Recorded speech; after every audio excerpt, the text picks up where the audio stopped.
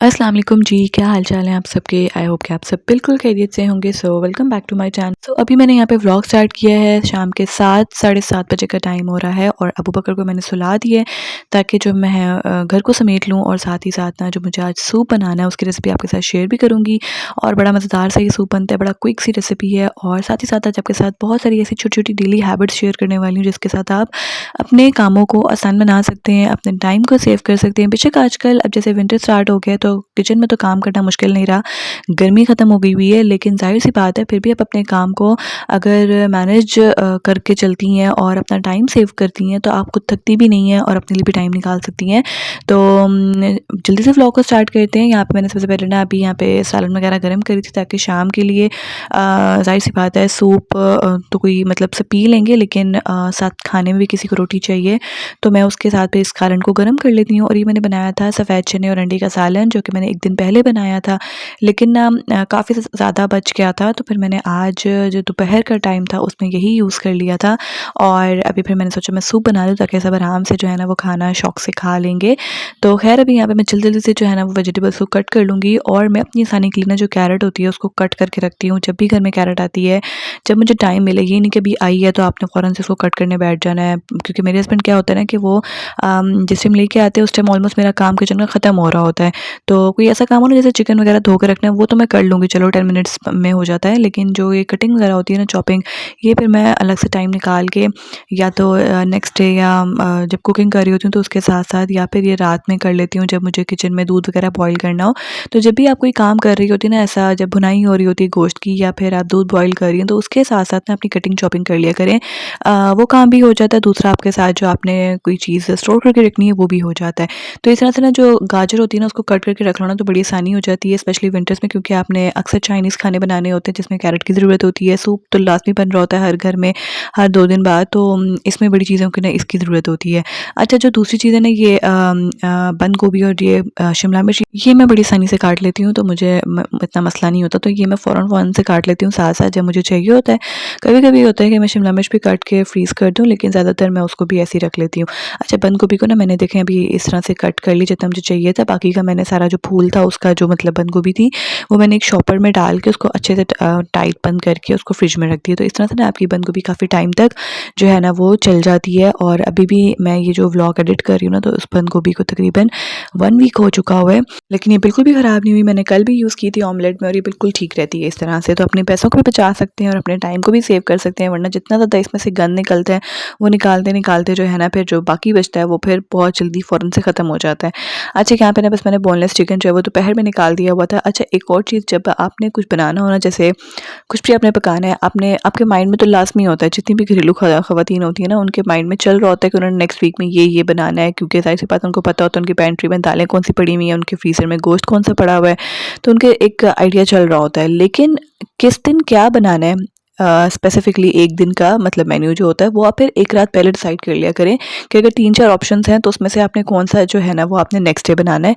तो वो आप निकाल के ना उसके अकॉर्डिंगली गोश्त, कीमा, चिकन कुछ भी है तो वो आप निकाल के फ्रिज में रख दें, क्योंकि अब विंटर्स हैं तो फ्रिज में रखने से गोश्त ख़राब नहीं होता। गर्मियों में तो ये होता था ना कि मैं फ्रिज में रखती थी तो वो बिल्कुल ही नरम हो जाता था सुबह तक, फ्रीज़र से निकला हुआ गोश्त अगर मैं फ्रिज में भी रखूँ तो बाहर तो रखने का चांस ही नहीं है। लेकिन सर्दियों में क्या होता है ना कि फ्रिज में जो है ना गोश्त बच जाता है और आप उसको निकाल के नीचे रख दें, तो चाहे आप सुबह अर्ली खाना बनाएं, आपका जो चिकन है वो डीफ्रोस्ट भी हो जाता है और साथ में जो है ना वो ख़राब भी नहीं होता।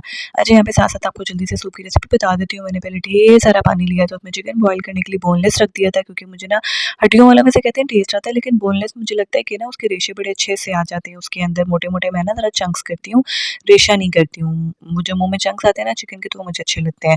तो खैर अभी यहाँ पे मैंने चिकन बॉईल किया, उसको सेपरेट कर लिया था, फिर मैंने इसके अंदर वेजिटेबल्स में पहले सबसे पहले कैरेट ऐड की थी जो कि फ्रोज़न थी, वो ऐड करके मैंने तकरीबन उसको 5 मिनट के लिए बॉईल दिया। उसके बाद उसके अंदर मैंने कैप्सिकम और सारा जो थी ना बंद गोभी वो भी ऐड कर दी है।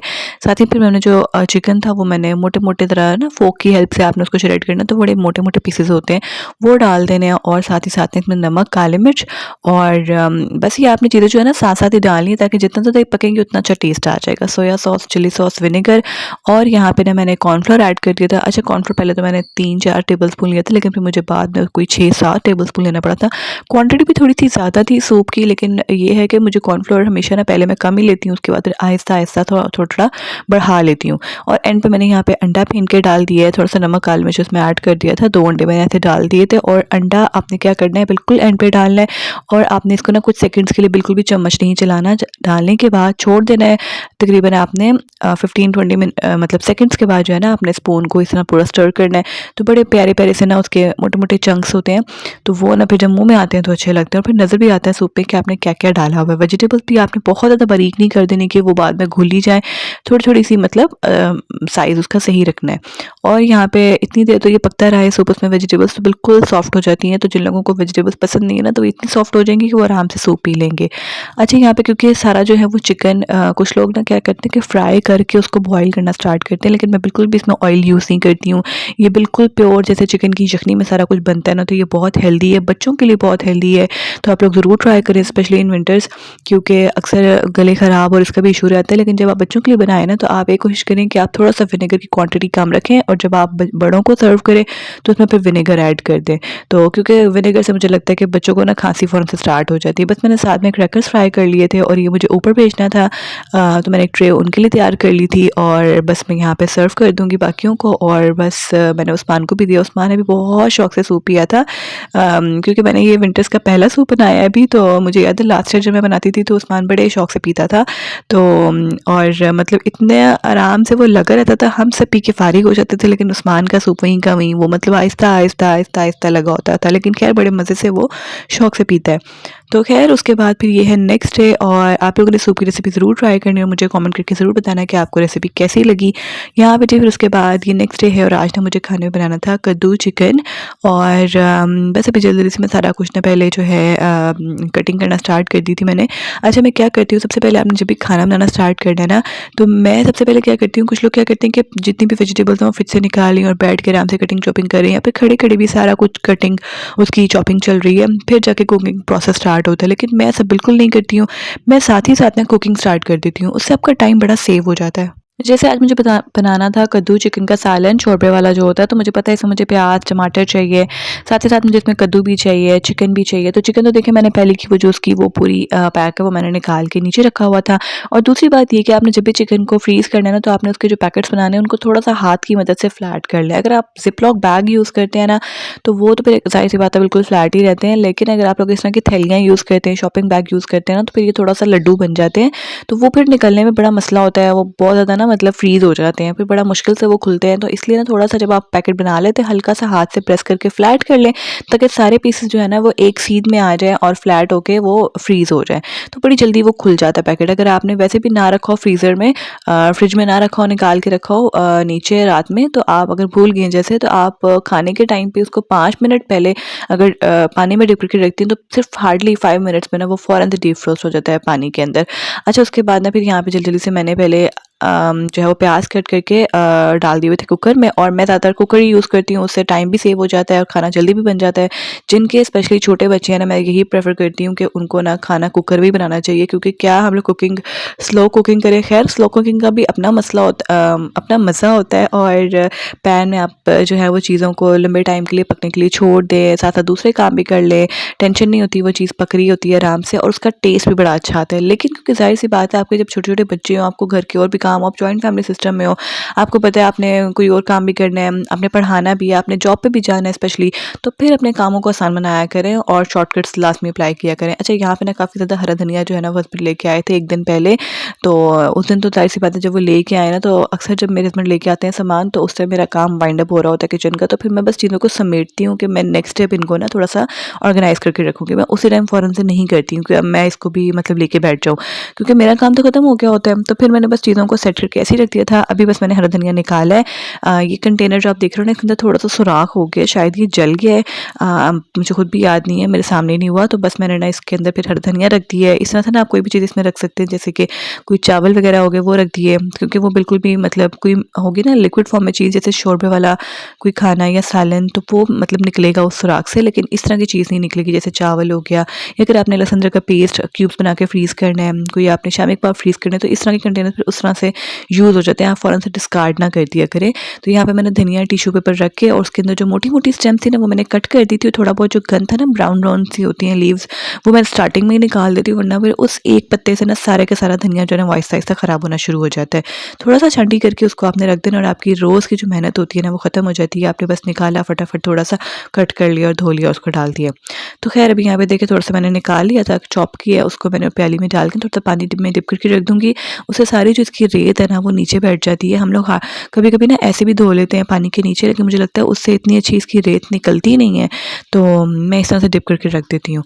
और बेशक मुझे धनिया भी चाहिए नहीं, लेकिन मैं जितने भी कटिंग का काम होता है ना, वो मैं सारा एक साथ ही करके रख देती हूँ। और इसके अलावा ना आपने जब भी सब्ज़ी वगैरह बनानी है, आप कुछ भी खाना बना रही हैं, तो कोशिश करें कि आप ना प्याज को फ़ौरन से ब्राउन करने के लिए रख दें, और साथ ही साथ ना फिर टमाटर कट करें, हरी मिर्च, धनिया जो कट करना है, चिकन को धोना है अगर आपने तो वो धो लें, कोई सब्ज़ी पका रही है, आलू कद्दू, तो वो साथ साथ कट कर लें, जब तक प्याज आपका फ्राई हो रहा है। हम क्या करते हैं ना कि सारा कुछ एक साथ कटिंग करने बैठ जाते हैं और कुकिंग प्रोसेस बाद में स्टार्ट करते हैं। तो इस तरह से साथ साथ जब कुकिंग स्टार्ट हो जाती है ना, तो फिर आपका काम जो साथ साथ कटिंग का होता है वो भी चल रहा होता है, तो टाइम ज़ाया नहीं होता, काफ़ी टाइम इससे सेव हो जाता है। और कभी कभी तो फिर जब प्याज भी ब्राउन हो जाए तो आप उसमें चिकन डाल के फ्राई कर लें। चिकन भी जब तक फ्राई हो जाता है, हमारे बाकी की जो कटिंग होती है वो भी हो गई होती है। अच्छा, यहाँ पे मैंने सिंपल प्याज और टमाटर को ना फ्राई करके उसको ब्लेंड कर लिया था, क्योंकि शोरबे वाला जब भी मैं खाना बनाती हूँ तो कोशिश करती हूँ कि ब्लेंड कर लूँ, उससे बड़ा अच्छा शोरबा जो है ना वो बन जाता है।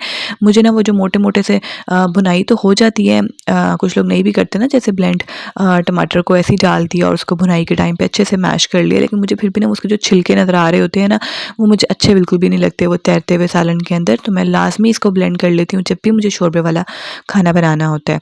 तो उसके बाद ना बस यहाँ पे साथ-साथ जो भी जग वगैरह गंदा हुआ था, 1-2 बाउल्स गंदे हुए थे, वो मैं साथ-साथ ही धो लूँगी, ताकि ना बाद में खिलाना ना हो। और ना हेल्पर मेरी जो है ना वो बर्तन धोती हैं आके, लेकिन ना मैं हर 2-3 दिन के बाद ना इस सिंक के अंदर जो ये जाली सी लगी होती है ना, वो मैं लाज़मी साफ़ कर लेती हूँ, क्योंकि वरना उनको कहने का तो कोई फ़ायदा नहीं होता। अगर आप कह भी दें तो वो एक दिन करेंगी, नेक्स्ट डे फिर दोबारा से वो भूल जाएँगी। तो बेहतर होता है कि छोटी-छोटी चीज़ों को ना आपने खुद ही मैनेज करना होता है, आपने खुद इन छोटी-छोटी चीज़ों की ना मेंटेनेंस का ख्याल रखना होता है। तो यहाँ पे सामने जो ब्लू कलर की आपने टोकरी देखी हुई है, जो कि मैंने बास्केट से ना ऐसे टैप पे टांगी हुई है, उसके अंदर मतलब मैंने इस तरह से स्टील वूल वगैरह और इस तरह से स्पंज वगैरह का भी रख लेती हूँ। तो वो भी काफ़ी ज़्यादा गंदी हो जाती है, क्योंकि वो ज़ाहिर सी बात है साफ़ नहीं करती हैं। तो फिर मैं ये वाला चीज़, और फिर जहाँ पे मैंने बिल्कुल वो कॉर्नर ग्लास का स्टैंड रखा हुआ है, वो अक्सर ना गीला होने की वजह से ख़राब हो जाता है, उसमें से प्लेट वगैरह वो बिल्कुल खाली नहीं करती हैं उसका पानी वगैरह। तो वो फिर मैं अच्छे से कपड़े से ड्राई करके, और वो तो मैं डेली बेसिस पे करती हूँ, क्योंकि वो अगर डेली ना करो तो पानी जहाँ पे रहता है उसमें से अच्छी खासी स्मेल आ जाती है।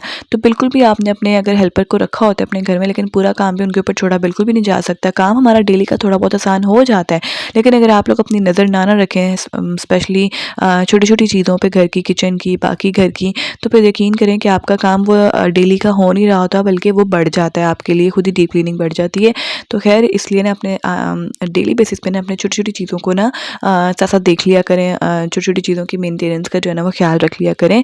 तो यहाँ पे जी बस अभी मैंने चिकन की अच्छे से भुनाई करके मसाले के साथ कद्दू डाल के मैं इसको प्रेशर लगा दूँगी, और मैं सिर्फ 10 मिनट्स का प्रेशर लगाती हूँ, क्योंकि मैं चिकन को ना पहले ही काफ़ी ज़्यादा फ्राई मतलब पका चुकी होती हूँ मसाले के साथ। पहले उसको फ्राई भी किया होता है मैंने कोई 4-5 मिनट के लिए। उसके बाद जब वो हल्का सा गोल्डन कलर आता है, तो मैं मसाले के साथ भी उसको अच्छे से पकाती हूँ, कितना कि मसाला जो है ना वो भुन जाता है, क्योंकि मैंने मसाले में भी थोड़ा सा पानी डाल के उसको ब्लेंड किया होता है। जब तक वो पानी ड्राई होगा, मसाला भुनेगा, तब तक ना चिकन और ज़्यादा गल जाता है मज़ीद। तो 10 मिनट तो वो वहाँ पे भी पक चुका होता है। तो इसलिए मैं प्रेशर बहुत ज़्यादा नहीं लगाती, वरना ज़्यादा लगाऊंगी ना तो फिर वो बोटियाँ टूट जाती हैं। तो यहाँ पे बस साथ-साथ जब तक प्रेशर लगता है, मैं साथ-साथ जल्दी से रोटी बना लेती हूँ, और मेरा यही काम होता है कि जब मैं प्रेशर लगाती हूँ तो साथ-साथ जो मुझे राइस बनाने हो वो बना लूँ, या रोटी बनानी है तो वो बना लूँ। तो साथ-साथ जो है ना अपने कामों को मैनेज किया करें, और जब भी रोटी वगैरह बनाते हैं तो साथ ही ना अपने स्लैब को फ़ौरन से साफ़ कर लें, क्योंकि ड्राई फ्लावर अक्सर जो है ना वो फिर इधर-उधर उड़ा होता है, वो हमें उस तरह से नज़र नहीं आ रहा होता, लेकिन जो है ना फिर वो आहिस्ता-आहिस्ता गंद बढ़ जाता है। तो साथ-साथ ही आप अपनी क्लीनिंग कर लें, चूल्हे को भी साथ-साथ ही साफ़ कर लें, और ताकि मेरा तो जो चूल्हा है ना, मैं समझ लें कोई हफ्ते 10 दिन बाद उसकी डीप क्लीनिंग करती हूँ और डेली बेसिस पे हल्का सा इस तरह से साफ़ कर लो ना साथ ही साथ, तो बड़े अच्छे से आपका चूल्हा साफ़ रहता है। आपको बार-बार सुबह शाम जो है ना उसकी क्लीनिंग नहीं करनी पड़ती है और महँगे-महँगे डिश वॉशर भी नहीं लेने पड़ते। बस यहाँ पे भी रोटी बनाऊँगी और जो प्रेशर है वो भी लग चुका है। तो बस यहाँ पे मेरा खाना ऑलमोस्ट रेडी है और आप लोगों ने मेरी वीडियो को अगर यहाँ तक देखा है और कोई भी छोटी-सी चीज़, कोई भी छोटी-सी बात आपको पसंद आई हो, तो ज़रूर वीडियो को लाइक कीजिएगा और कमेंट करके मुझे फीडबैक लाज़मी दीजिएगा। और अगर मेरे चैनल पे पहली बार आए हैं तो चैनल को जल्दी से सब्सक्राइब कर दीजिए। तो बस यहाँ पे देखें रोटी भी बन गई है और खाना भी रेडी हो गया और इसके साथ-साथ मैं बच्चों के भी काम कर रही हूँ। तो जो प्रेशर लगता है तो ज़ाहिर-सी बात है मैंने 1-2 रोटियाँ बनानी होती हैं, वो तो फटाफट से बन जाती हैं। तो साथ-साथ बच्चों को भी रेडी करती हूँ। जब बच्चे नाश्ता करके अपना रेडी हो जाते हैं ना तो बड़ा सुकून आ जाता है। दोनों बच्चे फिर आराम से कुछ टाइम तक खेलते रहते हैं, तब तक मैं अपना काम कर लेती हूँ और बीच में साथ-साथ थोड़ा बहुत उनकी शरारतें भी देख रही होती हूँ, उनको भी देखना होता है, ज़ाहिर-सी बात है साथ-साथ उनका भी ख्याल रखना है। तो बस साथ-साथ मेरे काम भी चल रहे होते हैं। तो मैं यहाँ पे व्लॉग को भी एंड करूँगी। इंशाल्लाह आपसे मिलूँगी मैं नेक्स्ट वीडियो में। व्लॉग को लाइक, कमेंट एंड शेयर लाज़मी कीजिएगा। चैनल को सब्सक्राइब कीजिएगा। इंशाल्लाह मिलूँगी नेक्स्ट वीडियो में। अपना ख्याल रखिएगा। अल्लाह हाफ़िज़।